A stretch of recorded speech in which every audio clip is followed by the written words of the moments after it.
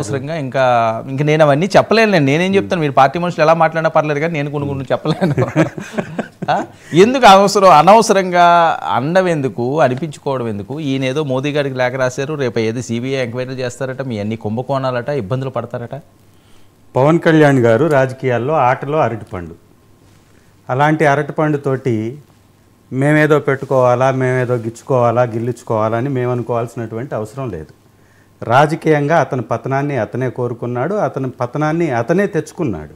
ఇవాళ రాజకీయంగా ఎక్కడున్నాడు అంటే చంద్రబాబు నాయుడు గారి యొక్క సైకిల్ని నెట్టే పనిలో ఉన్నాడు. పార్టీ పెట్టుకున్నటువంటి వ్యక్తి ఇంకొక సైకిల్ని ఎందుకు నెట్టాలి, అది ఎందుకు నెడుతున్నాడు, దానికి ఏం చెప్తాడంటే ఆయన చాలా సుదీర్ఘ అనుభవం ఉన్నటువంటి వ్యక్తి, చారాల నుంచి పరిపాలన చేసినటువంటి వ్యక్తి, ఈ రాష్ట్రాన్ని 2014 నుంచి 19 వరకు అధికారంలోకి తీసుకురావడానికి, అధికారాన్ని అనుభవించడానికి అన్ని విధాలా సహకరించినటువంటి పవన్ కళ్యాణ్ గారు ఇవి ప్రభుత్వంలో మా పార్టీ ద్వారా, మా అధినాయకుడి ద్వారా అమలవుతున్నటువంటి పథకాల మీద గత పాలనతోటి పోల్చి చర్చించేటటువంటి దమ్ము ధైర్యం ఉండి, ఒకవేళ అలాంటి సాహసంగాని చేసినట్లయితే ఎవరైనా అభినందించేవాళ్ళు, దాన్ని ఆహ్వానించేవాళ్ళు కూడా. ఇవాళ ఉన్నటువంటి పరిస్థితి ఏంటి, ఏదో చంద్రబాబు నాయుడు గారు చాలా గొప్ప వ్యక్తి అని పదే పదే చెప్పటం తప్ప ఈ రాష్ట్రానికి ఆయన వలన జరిగినటువంటి చెప్పగలిగాడా? ఒక్క విషయం మీద వారు తీసుకొచ్చినటువంటి 2-3 అంశాలు, ముఖ్యమైనటువంటి అంశాల్లో ఉద్దానం. 5 సంవత్సరాల్లో ఉద్దానాన్ని ఏమీ చేయకుండా వెళ్ళిపోయినటువంటి చంద్రబాబు నాయుడిని ఇవాళ సపోర్ట్ చేస్తూ ఉద్దానానికి బ్రహ్మాండమైనటువంటి ఒక హాస్పిటల్ని 700 కిలోమీటర్ల పైచిలుకు లైన్ వేసి, పైప్ లైన్ వేసి 810 గ్రామాలకు మంచినీటి సరఫరా ఇస్తున్నటువంటి మా ప్రభుత్వాన్ని నిందిస్తున్నారు.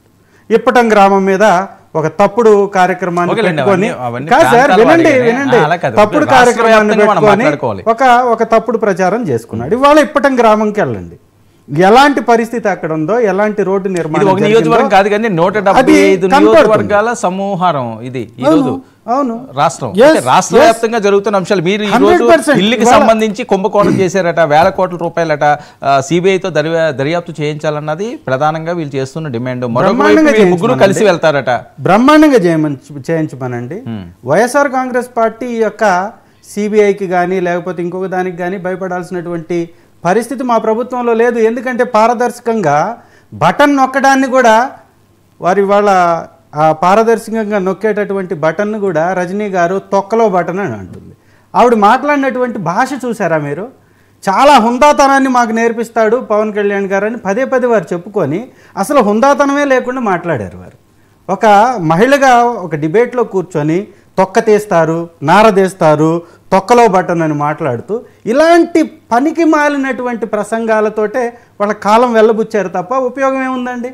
పవన్ కళ్యాణ్ గారు ఈరోజు చెప్తున్నటువంటి ఒక్క మాట, ఏది గతంలో వచ్చినటువంటి ఎన్సీఆర్బీ రిపోర్ట్ ద్వారా ఇక్కడ ఏ రకమైనటువంటి స్థాయిలో ఏపీ రాష్ట్రం 18వ స్థాయిలో ఉందో నేరాలలో స్పష్టంగా తెలిసిన తర్వాత, అప్పుల్లో తెలంగాణ కంటే కింద స్థాయిలో ఏపీ రాష్ట్రం ఉందని తెలిసిన తర్వాత కూడా వారు అవివేకంతో మాట్లాడారంటే అది వారి కర్మ, దానికి ఎవరేం చేయలేరు. పవన్ కళ్యాణ్ గారి మీద పర్సనల్ గా పెళ్లిళ్ళ అంశం పదే పదే తీసుకురావడంలో ఆ స్ట్రాటజీ ఏంటి? స్ట్రాటజీ ఉంటుంది సార్, వారు చేసింది చెప్తున్నాం కదా తప్ప కాదండి. ఇప్పుడు విడాకులు తీసుకోవచ్చు, జగన్మోహన్ రెడ్డి గారికి తాతలకు కూడా ఇది ఉన్నదని చెప్పి నిన్న ఎవరో జనసేన వాళ్ళే విడాకులు తీసుకోకుండా కూడా చేసుకున్నాడు కదా. విడాకులు ఎప్పుడు తీసుకున్నారండి? మొదటి పెళ్లి అయిపోయింది. వ్యక్తిగత జీవితం గురించి మాట్లాడాల్సినటువంటి అవసరం ఎవరికి లేదు. కానీ మా పార్టీలో నాయకుల వ్యక్తిగత జీవితాల మీద ఎందుకు మాట్లాడుతున్నారు మీరు? ఇవాళ తాతగారు, తండ్రి గారు గురించి మీరు మాట్లాడుతున్నారు. వారు ఏమైనా రాజకీయాల్లో ఉన్నారా? రాజకీయాల్లో ఉన్నటువంటి వ్యక్తులు నలుగురికి ఒక రోల్ మోడల్గా ఉండాలి. ఇవాళ ఉన్నటువంటి పరిస్థితి ఏంటండి, 3 పెళ్ళిళ్ళు చేసుకుంటే నా ఇష్టం అంటాడు. అంటే నీ ఇష్టం అంటే 3 ఆడబిడ్డల్ని నువ్వు అన్యాయం చేయవచ్చా? ఎవరైనా చేసుకోవచ్చా? నచ్చకపోతే 1, 2, 3, ఇవాళ 3 కూడా కాదు, ఇంకా పరిస్థితి ఏదో మారిందని చర్చ వస్తుంది. నేనేమంటున్నంటే అలాంటి మాటలు మాట్లాడి మా హుందాతనాన్ని మేము తగ్గించుకోవాల్సిన పని లేదు. వినండి సార్, మీకు ప్రాస కావాలి, మీకు అలిగేషన్ కావాలి, నాకు మాకు allegation మీరు కాదండి. చేసినటువంటి మీరు మంచి raise చెప్పుకునే కాదు, అవకాశం కావాలి. మీరు raise మమ్మల్ని చేసి- చెప్పనివ్వండి, మీరు మధ్యలో మీరు raise ఎందుకు- చేసి ఒక పాయింట్ ని సస్పెన్స్ గా వదిలేయడం ఇంకా జరుగుతుంది, లేకపోతే మీరు ఇంకా ఏదో మీడియాలో ఉండి జరుగుతుందంటే మీకు తెలియనట్టు మీరు నాకు నన్ను తెలియదు, నాకు అడగడానికి వాస్తవంగా తెలియదు. మీరు అమాయకులు కాదు, ఆ నిజంగా సంగతి నాకు తెలుసు. సార్, ఒక నిమిషం వాస్తవంగా వినండి సార్, అయితే కాదు. ఇది చెప్పిన తర్వాత మీరు మీకు దానికి కూడా Right. సమాధానం Okay. చెప్తాను. ఖచ్చితంగా టైం నేను చెప్పాలి, ఇచ్చాను. ఏదో మీద వేసేయడం కాదు కదా. Yes, yes, ఎవరైనా చెప్తాం, వాళ్ళన్నా అది కూడా చెప్తా, మీరన్నా. అది కూడా చెప్తా. పవన్ జీ అన్నారంట, ఎవరు? మోడీ గారు. పవన్ జీ అంటేనే ఉబ్బిపోయినటువంటి మోడీ గారు పవన్ జీకి అక్కడ ఏపీ రాష్ట్రంలో వ్యతిరేకంగా పనిచేసినటువంటి తెలుగుదేశం పార్టీని దగ్గర చేర్చాలని ప్రయత్నం చేస్తున్నారు. వీళ్ళు తెలంగాణలో కూడా తెలుగుదేశం పార్టీ కాంగ్రెస్కి సపోర్ట్ చేసింది, అంటే బీజేపీకి వ్యతిరేకంగా పనిచేసింది. అలాంటి పార్టీతోటి పొత్తు కోసమో లేదా ఇంకొక దానికోసమో ఈ రకమైనటువంటి రాజకీయం చేస్తున్నటువంటి పవన్ కళ్యాణ్ గారు చంద్రబాబు నాయుడు గారి వెన్నుపోటు సిద్ధాంతాన్ని వారు కూడా తీసుకున్నట్టే కదా, దానికి వారు సమాధానం చెప్పాలి. రెండవది, ఊహించిన వ్యక్తులు పోటీ చేస్తారంట రజనీ గారు చెప్తున్నారు. ఊహించిన వ్యక్తులు ఎప్పుడు పోటీ చేస్తారు? ఏ రకమైనటువంటి అవగాహన లేనటువంటి వ్యక్తులు, ఈ రాష్ట్ర రాజకీయాల్లో ఏ రకంగా కూడా వారు యాక్టివ్గా లేనటువంటి వ్యక్తులు వాళ్ళని తీసుకొచ్చి పెడతారా? లేదా కోడిగుడ్డు మీద ఈకలు పీకేటటువంటి ప్రయత్నం చేస్తున్నటువంటి వీళ్ళు మా పార్టీలో నుంచి ఎవరికైతే సీటు దక్కకుండా బయటికి వెళతారో వాళ్ళని తీసుకోవడం కోసం గోతికాడ నక్కల్లాగా ఎదురు చూస్తున్నారో వారు సమాధానం చెప్పాల్సినటువంటి అంశం ఉంది. రాజకీయాల్లో యాక్టివ్ పాలిటిక్స్ చేసేటటువంటి వారికి ఇక్కడ అవగాహన ఉంటుంది. వీరే ఎక్కడా కూడా వీరి అధ్యక్షుడే పవన్ కళ్యాణ్ గారే రాష్ట్ర పరిస్థితుల మీద మాట్లాడలేనటువంటి పరిస్థితి. లాస్ట్కి ఓటు కూడా తెలంగాణలో వేసుకున్నాడు. ఓటు కూడా తెలంగాణలో, అంటే ఏపీ రాష్ట్రంతో వీళ్ళకి ఏమి సంబంధం ఉంది? ఒక రాష్ట్రంలో ఒక చోట ఓటేసిన వ్యక్తి ఇంకొక రాష్ట్రంలో పార్టీని పెట్టుకుంటాడు, ఈ రాష్ట్రంలో ప్రజలకు ఓటేయమని అడుగుతాడు, ఇతను మాత్రం ఓటేసేటటువంటి హక్కును కోల్పోతాడు. ఇది ఏ రకమైనటువంటి రాజకీయమో వారు చెప్పాలి. తర్వాత కొండ మార్పిడుల వల్ల ఉపయోగం ఉందా అని వారు అన్నారంట. లోకేష్ గారికి ఏం సంబంధం సార్? మంగళగిరి వాళ్ళ తాతలదా తండ్రులదా, వారికి ఏమైనా సంబంధం ఉన్నటువంటి కాన్స్టిట్యున్సీయా? లేదా జీవితకాలం లోకేష్ గారు మంగళగిరిలో పోటీ చేస్తాడా? చెప్పాలి. మరి చంద్రగిరి నుంచి కుప్పంకి ఎందుకు మారిపోయాడు వాళ్ళ తండ్రి గారు? అది వారికి తెలియదా? హిందూపురానికి ఎందుకు మారారు ఎన్టీ రామారావు గారు? అది వారికి తెలియదా? అవగాహన లోపంతో మాట్లాడడం అనేది లోకేష్ గారికి వెన్నతో పెట్టినటువంటి విద్య. ఆ బాలుడికి ఏమీ తెలియదు కాబట్టి అలాగే మాట్లాడుతుంటాడు, దాన్ని పట్టించుకోకూడదు. చల్లని రూపాయి ఇక్కడ, చల్లని రూపాయి ఇంకొక చోట చల్లుతుందా అంటున్నారు. మంగళగిరిలో చల్లలేదుగా, రాష్ట్రం మొత్తం చెల్లుతాడా? ఎందుకు తిరుగుతున్నాడు? మంగళగిరిలో చల్లనటువంటి ఆ రూపాయి రాష్ట్రం మొత్తం తిరిగి నేను ఏదో చేస్తానని చెప్తుంటే ప్రజలు పిచ్చోళ్ళగా నమ్మాలి. ఇక జనసేన కండవను కప్పుకున్న చంద్రబాబు నాయుడు ఏం చేస్తాడు? మరి శరీరం మొత్తం అనారోగ్య సమస్యలు ఉన్నాయని వారే ఒప్పుకున్నారు. తిరగలేనటువంటి పరిస్థితి, లోకేష్ బాబు గారు పార్టీకి పనికిరాడన్నటువంటి పరిస్థితిలో ఉన్నప్పుడు ఒక పీకే పవన్ కళ్యాణ్ గారు, ఇంకొక పీకే ఇంకొక స్ట్రాటజీ, ఇంకొకరు ఎవరో మళ్ళీ సిపిఐ సిపిఎం దాంతోపాటు ఉన్నటువంటి పార్టీలన్నింటినీ కలుపుకొని రాష్ట్రంలో రాజకీయం చేయడం వరకు పీకేని అంత తక్కువగా ఎందుకు అంచనా వేస్తున్నారు? ఈ పీకే పనికి రావట్లేదా? ఆ పీకేని తెచ్చుకున్నాడు. 2019లో ఆ పీకే కదా మిమ్మల్ని గట్టెక్కించిందంట. ఆ పీకేని పీకేశారు కదా ప్రజలు. ఆ పీకేని తెలంగాణలో కూడా మన తరిం నేను చెప్పట్లేదు, ఇంకో పీకే గురించి. ఏ పీకే అయినా కానీ ఈరోజు ఆ పీకేనే ఇంకొక చోట ఓడిపోయాడు.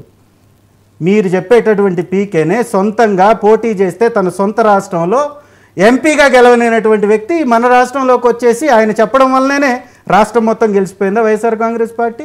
వైఎస్ఆర్ కాంగ్రెస్ పార్టీ యొక్క విధానాల వలన, వైఎస్ఆర్ కాంగ్రెస్ పార్టీ ఇచ్చినటువంటి మేనిఫెస్టో వలన, మా నాయకుడికి ఉన్నటువంటి నాయకత్వ పటిమ వలన మేము గెలిచాం తప్ప ఏ పీకేనో ఇంకొకరినో తెచ్చుకోవడం వల్ల గెలవలేదు. ఇంకోటి ఏంటంటే విభేదాలు సహజంగా ఉంటాయి. మేము ఎప్పుడు కూడా ఎవరిని బీజేపీ పార్టీని వ్యక్తిగతంగా మాట్లాడలేదని ఆనంద్ సాగర్ గారు అంటున్నారు. సార్, మోడీ గారి భార్య గురించి మాట్లాడారు, మోడీ గారి కుటుంబం గురించి మాట్లాడారు, అలాగే డైరెక్ట్గా హోంమంత్రిగా ఉన్నటువంటి వ్యక్తి యొక్క కార్ల మీద దాడి చేసినటువంటి పరిస్థితి. ఇక వ్యక్తిగతం అంటే ఏంటండి? వీళ్ళకి సిద్ధాంతాలు లేవు, విలువలు లేవు, ఏ రకమైనటువంటి ఒక మంచి అవగాహనతో కూడినటువంటి రాజకీయం వీరికి చేయడం అలవాటు లేదు. కాబట్టే ప్రతిసారి రాజకీయాల్లో ఏం చేస్తారంటే ఎలక్షన్స్ ర్యాంగ్లోనే ఒక తప్పుడు మేనిఫెస్టోని తీసుకొస్తారు, ప్రజల మీద రుద్దే ప్రయత్నం చేస్తారు, అమలుపరచకుండా అధికారంలోకి వచ్చిన తర్వాత వ్యవస్థలను మొత్తం ధ్వంసం చేస్తారు, కోట్ల రూపాయలు కొల్లగొడతారు, ఆ కోట్ల రూపాయల ప్రజాధనాన్ని మళ్ళీ వివిధ సంస్థలకి వ్యవస్థలకి తప్పుడు ప్రచారం చేయించుకుంటారు, మళ్ళీ అధికారం కోసం పోరాడుతారు. ఇది తప్ప ఒకే ఒక మాట చెప్తున్నా, లెటర్ రాశారు మోడీ గారికి, మంచిదే. లెటర్ రాయడం వల్ల ఇబ్బంది ఏముంది, రాసుకోమనండి. ఇంతకు ముందు కూడా ఏం చెప్పారు, మేము మోడీ గారికి చెప్పి మీ అంతు తేలుస్తామన్నారు. ఏమంతు తేల్చారు? ఈ చాతగాని దద్దమ్మ మాటలు ప్రతిసారి మాట్లాడుతుంటారు వీళ్ళందరూ. అవి మానుకుంటే ప్రజలు కూడా చీత్కరించుకోకుండా ఉంటారు. అది వారు గమనించాలి. రెండవది, ఈ 40 సంవత్సరాలలో చంద్రబాబు నాయుడు గారు కానీ తెలుగుదేశం పార్టీ కానీ ఏ మంచి పని చేసిందో రజనీ గారిని చెప్పమనండి. ఓకే, ఆ మంచి పని మీద డిస్కస్ చేయమనండి. వైఎస్ఆర్ కాంగ్రెస్ పార్టీ మీద విమర్శలు కాదు, తెలుగుదేశం చేసినటువంటి అభివృద్ధి ఏందో చెప్పండి. ఇవాళ పోర్టులు మీకు కనపడవు, విలేజ్ క్లినిక్లు మీకు కనపడవు, రైతు భరోసా కేంద్రాలు మీకు కనపడవు, ప్రజలకి 65 లక్షల మందికి పెన్షన్లు ఇస్తుంటే అవి మీకు